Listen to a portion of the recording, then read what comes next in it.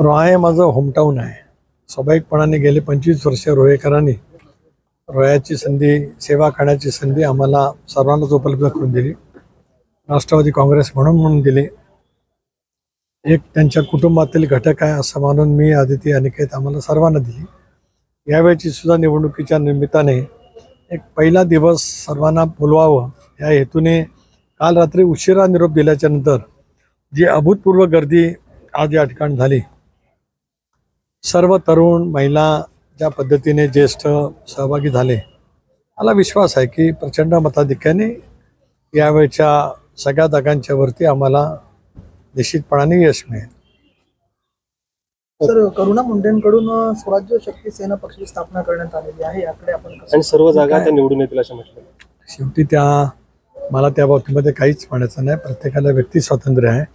Doctor Babasaheb आंबेडकरांनी आम्हाला या देशाला संविधानही दिलं आणि व्यक्ती स्वातंत्र्य दिलं. त्यामुळे व्यक्ती स्वातंत्र्याचा आधार घेत कुणी एखादा राजकीय पक्ष स्थापन केला, कुणी उमेदवारी केली, कुणी त्यांच्या नावाने उमेदवार उभे केले, तर तो त्यांना उभा करण्याचा निवडणुकीमध्ये हक्कही आहे.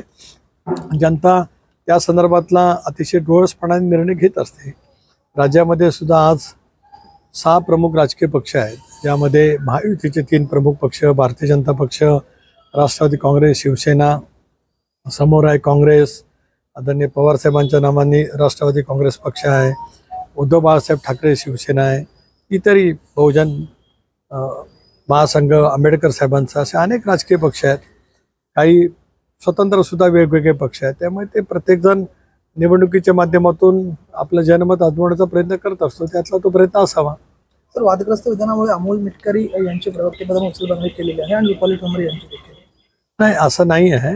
पक्षाने कोर ग्रुपमध्ये बसून या संदर्भातला निर्णय घेतला आणि तो निर्णयच त्याची आज प्रसिद्धी पत्रकाद्वारे अंमलबजावणी त्या ठिकाणी होत आहे. त्यामुळे कोणाला कमी करत असताना वादग्रस्त विधानातून कमी केलं असं म्हणणं चुकीचं ठरेल. शेवटी प्रत्येकाचा वेगवेगळ्या ठिकाणी पक्ष संघटनेमध्ये निश्चितपणाने उपयोग करून घेतला जाणार आहे. आगामी स्थानिक स्वराज्य संस्थांच्या निवडणुकीच्या निमित्ताने आज उद्या 2 दिवस पक्षाच्या कोर ग्रुपची सुद्धा बैठक आहेत. त्यावेळेला प्रत्येकाच्या वरती जबाबदारी दिली जाणार. असे अनेक सहकारी आहेत की ते प्रवक्त्याखेरीज इतर संघटनात्मक काम करू शकतात. त्या दृष्टिकोनातूनच आज मी आता जो तातडीने मुंबईला निघालेला आहे, ते संघटनेच्या कामाची संबंध आखणी, नगरपालिकेच्या निवडणुका आता आजपासून अर्ज भरण्याची प्रक्रिया सुरू झाली. जिल्हा परिषदेच्या निवडणुकासुद्धा डिसेंबर महिन्यामध्ये येतील असं ऐक्य होत आहे. मला माहीत नाही, तो निवडणूक आयोगाचा अधिकार आहे. आणि महापालिकेच्या निवडणुका यासुद्धा जानेवारी महिन्यामध्ये अभिप्रेत आहेत असं कळतं आहे. त्यामुळे आता इतकही मोठी मिनी विधानसभेची निवडणूक असल्यामुळे पक्षातल्या वेगवेगळ्या स्तरावरती काम करणाऱ्या कार्यकर्ते असतील, महिला भगिनी असतील, युवक असतील, या सर्व अल्पसंख्याक समाजाचे असतील, मागासवर्गीय असतील, ओबीसी असतील, या सर्वांना वेगवेगळी जबाबदारी आता आम्ही देणार आहोत. प्रवक्ते पदावरनं सूरज चव्हाणांना काढण्यात आलं होतं, मात्र पुन्हा एकदा त्यांना संधी देण्यात आली आहे. एक असं आहे की सगळा निर्णय पक्षाच्या कोर ग्रुपमध्ये बसून त्या ठिकाणी केलेला आहे. त्यामुळे कोणाला काढलं, कोणावरती काय जबाबदारी दिली, उद्या काय दिली जाणार आहे, याचं मी विश्लेषण या ठिकाणी केलं आहे. पक्षाचा अंतर्गत निर्णय घेण्याचा पक्षाला अधिकार आहे. पक्षाचा निर्णय घेण्याचा पक्षाला अधिकार आहे आणि त्याच्यामुळे पक्षाच्या कार्यकक्षेमध्ये पक्ष आपापल्या पद्धतीने सर्वांना संधी देत असतो, त्यामुळे दिली जाईल. महेंद्र दळवी काल म्हणाले, सर, रोहाला त्यांनी 40 वर्षात मागे नेलेलं आहे. रोहामध्ये येणारे इंडस्ट्रीज ज्या आहेत त्या तटकऱ्यांमुळे थांबलेल्या आहेत आणि त्यानंतर पुन्हा विधान केलेलं आहे की तटकरी कुटुंबाचे विधान करतात, ते बालिश बुद्धीसारखं विधान करतात. कारण त्यांना त्यांचा पूर्व इतिहास वेळोवेळी आठवत असेल इतक्या वर्षाचा. स्वाभाविकपणाने याखेरीज त्यांना दुसरं काही दिसू शकणार नाही. माझे कार्यकर्ते, प्रवक्ते सक्षम आहेत त्याला उत्तर द्यायला. आणि रायगडला जनतेने 40 वर्ष मला या जिल्ह्यामध्ये काम करण्याची संधी दिलेली आहे. त्यामुळे कोणामुळे इंडस्ट्री झाली, कोणामुळे थांबली, कोणामुळे उद्या भविष्यामध्ये येणार आहे, सगळे जनता, पब्लिक सब कुछ जानती आहे. रायगडमधील 10 नगरपालिकांच्या निवडणुका आहेत, त्यामध्ये राष्ट्रवादीची कशा पद्धतीने भूमिका असेल? चालू आहे. आता 17 तारखेला चित्र स्पष्ट होईल. रायगड जिल्ह्यातील स्पष्ट होईल, राज्यातलं स्पष्ट होईल.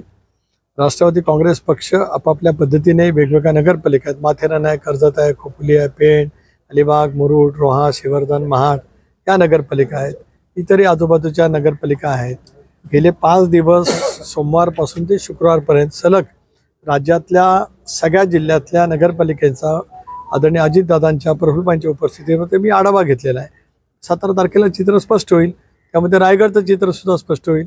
रायगडमध्ये आम्ही कशा पद्धतीने जातो आहोत, काय पद्धतीने आमची चर्चा आहे.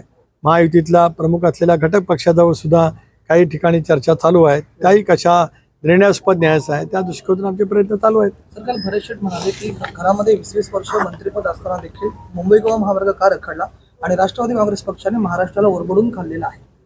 असं आहे.